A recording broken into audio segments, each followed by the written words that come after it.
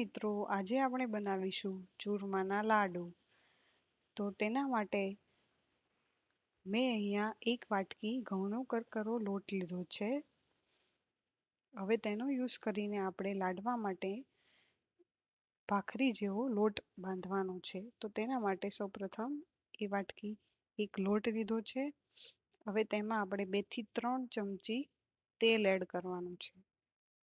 તેલનું મોણ એડ કરવાથી લોટ સારો એવો બંધાય છે અને આપણે તેલના મોણ માટે 2 થી 3 ચમચી માપ રાખ્યું છે. તો હવે પ્રોપર તેલને લોટ સાથે મિક્સ કરીને આપણે લોટ બાંધી લઈશું. લોટ બાંધતી વખતે આપણે મોણનું ખાસ ધ્યાન રાખવાનું છે કે મોણ વધી કે ઘટી ના જાય.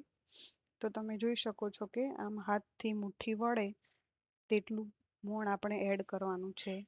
જો આવી રીતના લોટ પ્રોપર થાય તો લોટ સરખી રીતના બંધાઈ ગયો છે. હવે મેં અહીંયા એક બાઉલમાં ગરમ પાણી કરીને રાખ્યું હતું. આપણે એ ગરમ પાણીનો યુઝ કરીને લોટ બાંધવાનો છે. તો થોડું થોડું પાણી એડ કરતા જઈશું અને સરખી રીતના લોટ બંધાય કઠણ તેવો લોટ બાંધીશું. હવે તમે જોઈ શકો છો કે મેં અહીંયા પ્રોપર લોટ બાંધી દીધો છે. હવે તેનાથી આપણે આવી રીતના નાના નાના મુઠિયા વાળવાના છે. મુઠિયાની સાઈઝ નાની રાખવી જેનાથી પ્રોપર ચડી જાય. તો તમે જોઈ શકો છો કે અહીંયા બધા જ મુઠિયા વળી ગયા છે.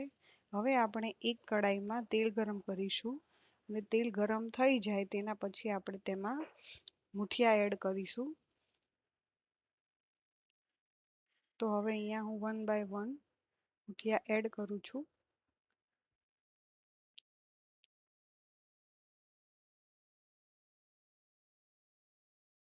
આપણે મુઠિયાને ગોલ્ડન બ્રાઉન થાય ત્યાં સુધી તળવા દેવાના છે અને થોડા થોડા ટાઈમે આપણે તેને હલાવતા રહેવાનું છે અને ચેક કરતા રહેવાનું છે જેથી બધી સાઈડથી પ્રોપર ચડી જાય. હવે તમે જોઈ શકો છો કે તેનો કલર એકદમ બ્રાઉન થઈ ગયો છે. તો આપણા મુઠિયા પ્રોપર ચડી ગયા છે. તો હવે એને આપણે કાઢી લઈશું. તો હવે મુઠિયા ઠરી જાય તો એના આપણે ભૂકો કરવાનો છે. તો તેના માટે મિક્સચરમાં તેને ગ્રાઇન્ડ કરી લઈશું.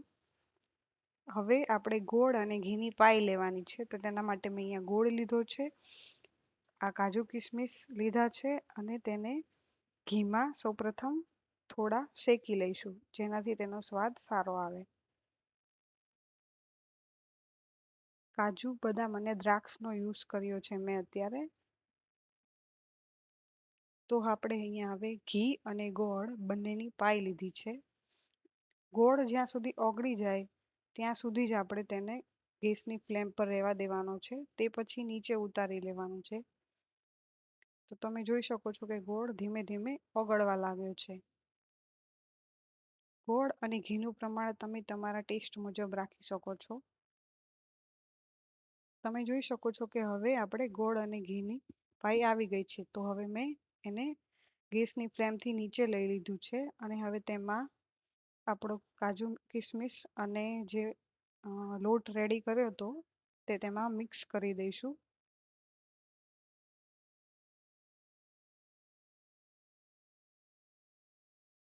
હવે તેને આપણે ગોળ અને ઘીની સાથે પ્રોપર હલાવીને મિક્સ કરી લઈશું.